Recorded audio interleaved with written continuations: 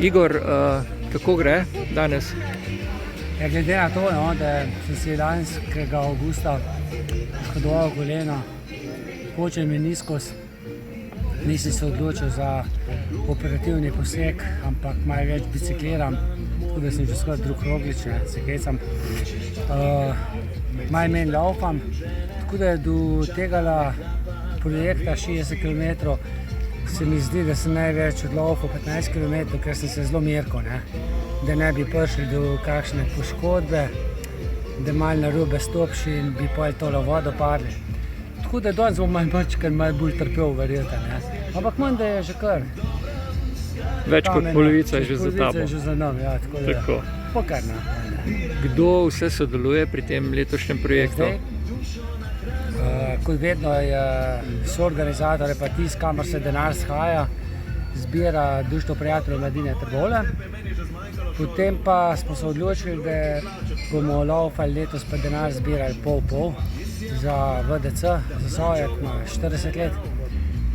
Pa so moji že dolgoletni prijatelji. Lani sem pa spoznal avtista, sicer magistra Nejca Pogačarja, ki je bil prostovoljec na Madžarskem in se tudi na Madžarskem laufal za naš zasavski humanitarni projekt.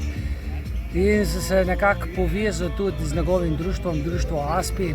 Oni imajo tudi en projekt Asperger teče. In tudi zato sem danes v plavi barvi, ker barva avtizma je plava. Mende zato, ker je več moških avtistov. Moški imajo pa mende plavo barvo. In tako da smo pa to združili še za društvo ASPI. Evo, maj mi že glas jemlje.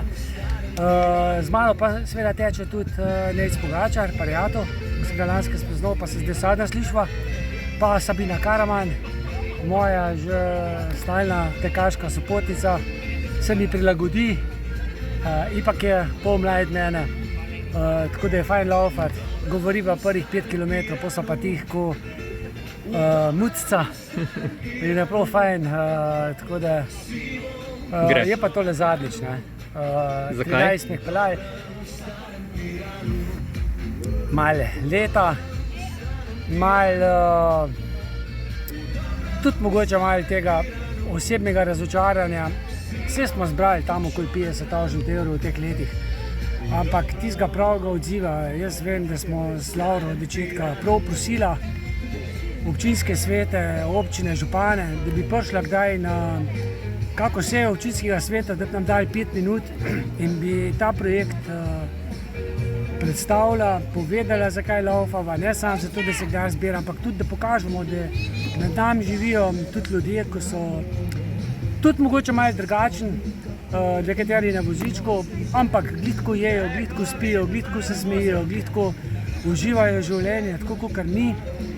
Ampak ni bilo nikoli tega posluha, tudi želela se takrat predlagati, da bi vsaka občina mogoče dala že kar v proračun 500 € za ta humanitarni projekt, pa bi mi imeli že v izhodišču 1500.